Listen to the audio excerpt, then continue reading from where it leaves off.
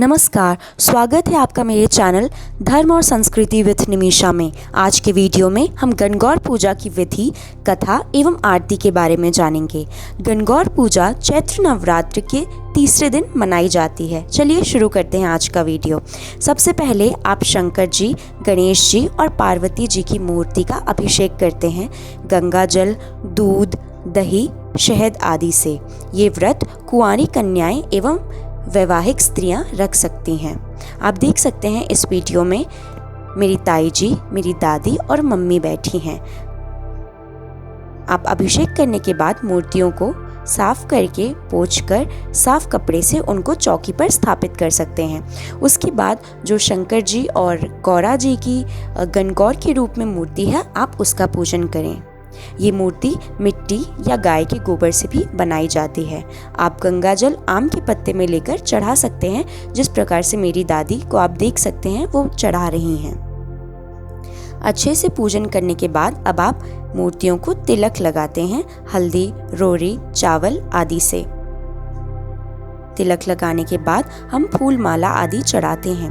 क्योंकि शंकर जी को अकौवा का फूल बहुत ज़्यादा पसंद है, तो आप देख सकते हैं अकौवा के फूल की माला चढ़ाई गई है। और इसके बाद आप तरह तरह के रंग बिरंगे फूल भी चढ़ा सकते हैं, जैसा कि गेंदे का फूल, जासुन का फूल आदि।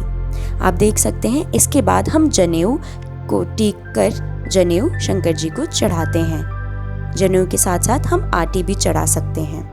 तो आप देख सकते हैं बारी बारी से ये लोग पूजा कर रहे हैं। उसके बाद हम बेलपत्री चढ़ाते हैं। बेलपत्री शिव शंकर को बहुत ज़्यादा पसंद है, तो आप बेलपत्री चढ़ाते वक्त ओम नमः शिवाय का जाप भी कर सकते हैं। इस प्रकार से आप मूर्ति का और शिव शंकर जी की पूजा कर सकते हैं।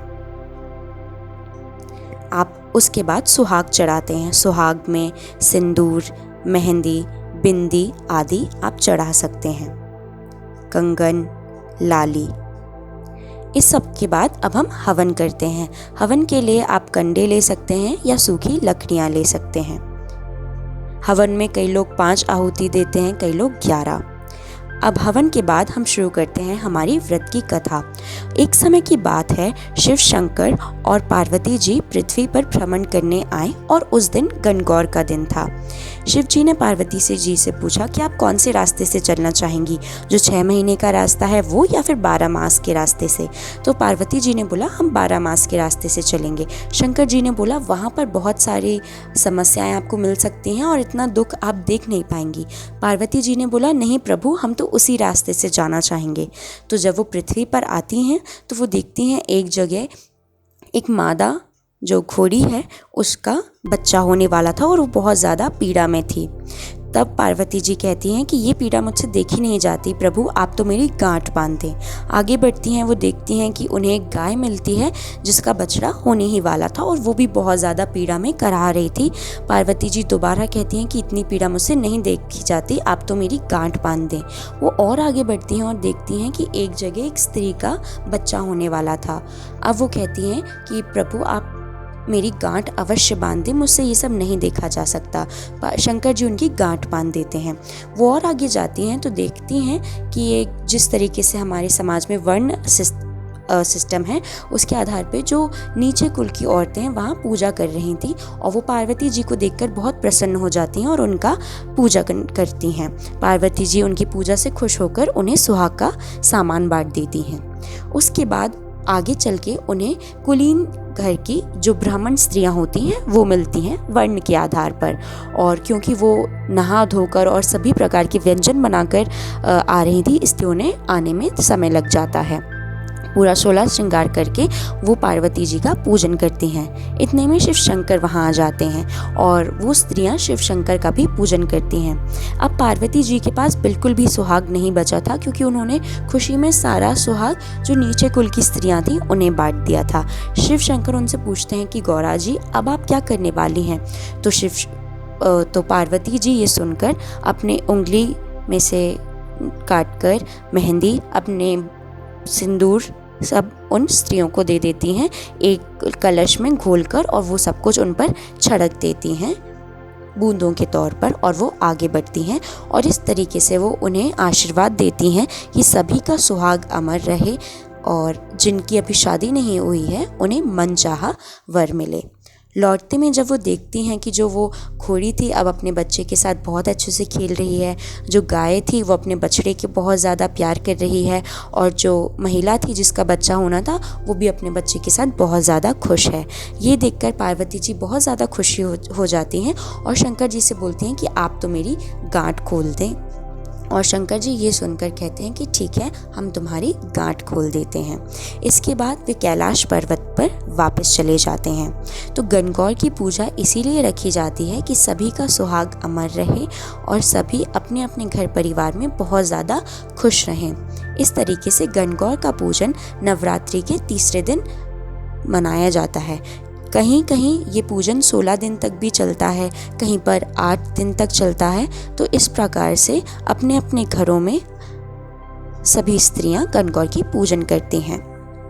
और किसी भी कथा को सुनने से पहले हम हाथ में चावल और फूल लेते हैं और जब कथा हो जाती है तो उन्हीं चावल और फूलों को हम चढ़ा देते हैं, जैसा कि आप इस वीडियो में भी देख सकते हैं। कथा सुनने के बाद अब आरती होती है। आरती में आप अलग अलग तरह की आरती कर सकते हैं जो शिव शंकर की होती हैं। तो यहाँ पर आप देखेंगे कि ये लोग जय शिव ओमकारा की आरती करेंगे, जो इस प्रकार होती है। जय शिव ओमकारा भोले हरे शिव ओमकारा। तो आप देख सकते हैं बारी बारी से घर के सभी सदस्य आरती करते हैं।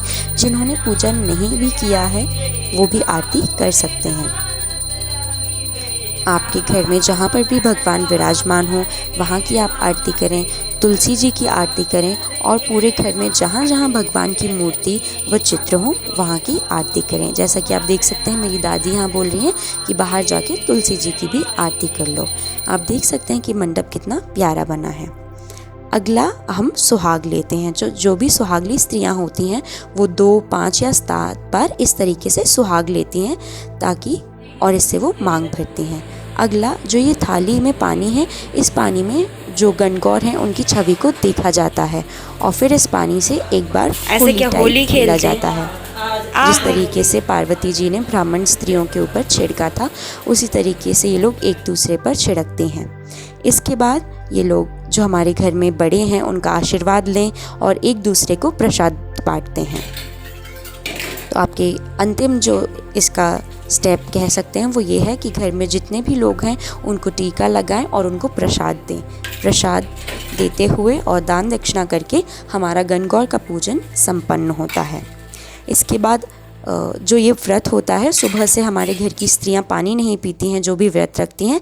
उसके बाद आपने जो भी बनाया है, हमारे यहाँ सेवइयों की खीर बनी थी, पूड़ी, कद्दू की सब्ज़ी और ये सब आदि।